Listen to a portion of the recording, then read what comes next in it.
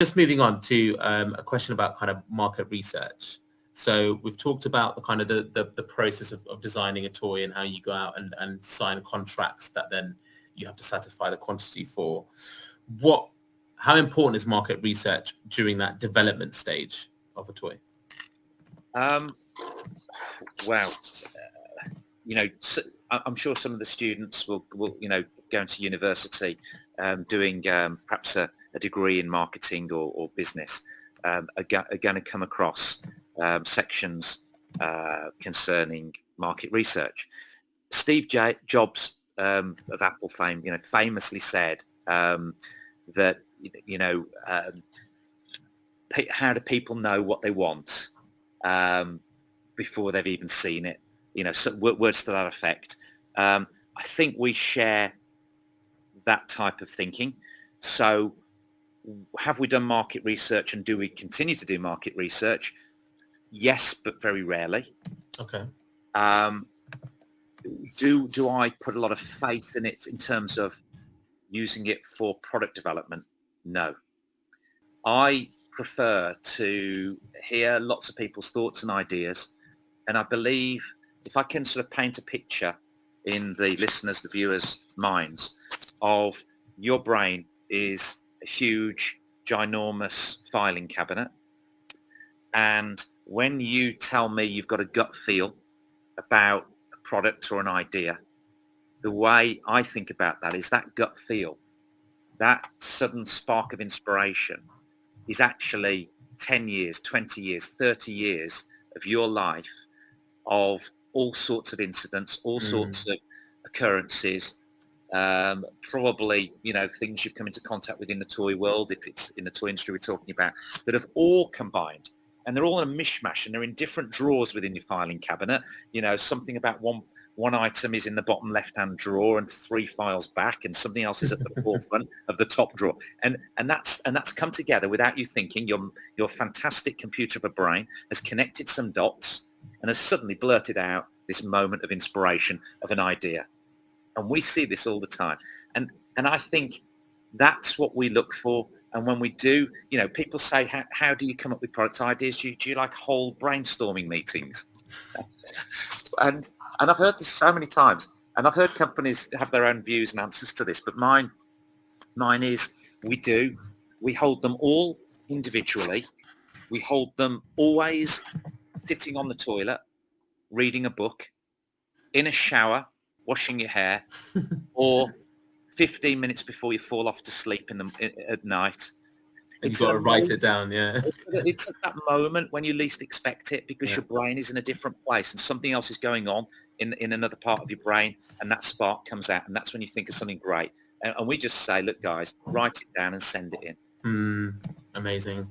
So it's really interesting that and thanks for being so honest about, your views on kind of market research.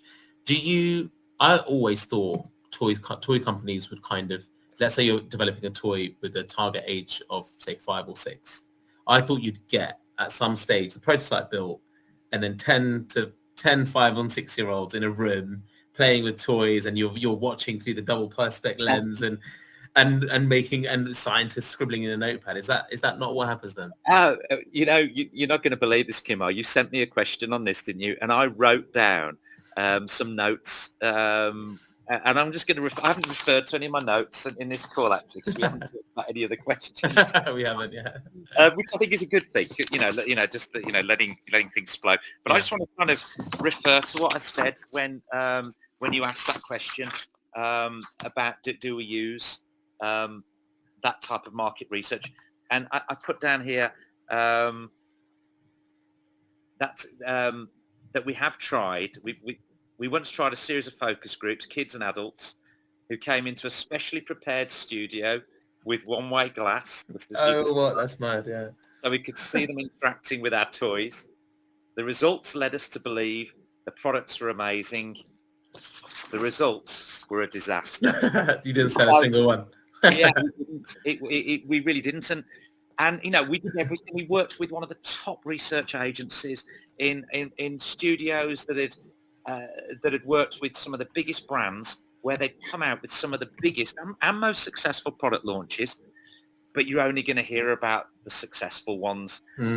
Looking back on it now, I would think that 95% of the stuff that went through there, even though it came out well in the results, probably failed in the market. And that's what happened to us.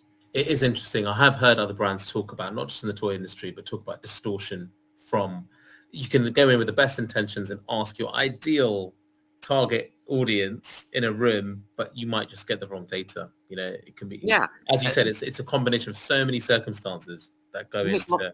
There's lots written, isn't there, about, you know, with cognitive biases and, you know, making sure you avoid that. But these professional market research firms know all about that. You know, they've studied it. They've done neuroscience studies. You know, they've wired up your brain to see what your real reactions are. That's quite interesting. You know, there's lots of stuff written on that where, you know, you can do a very professional market research test on people. There was one I read about many years ago about people watching, I think it was a pilot for a new TV series, and they were then interviewed after they came out from watching it, whether they would enjoy watching more episodes and whether it could be successful.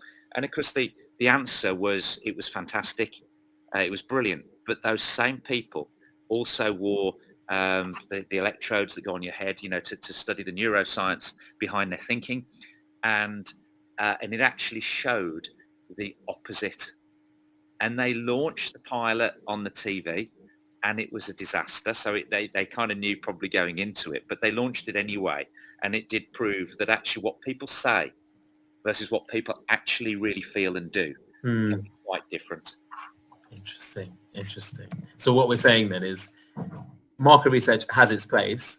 Obviously, it's an important part of business, but beware of people telling you what you want to hear sometimes, and you can't get away from that.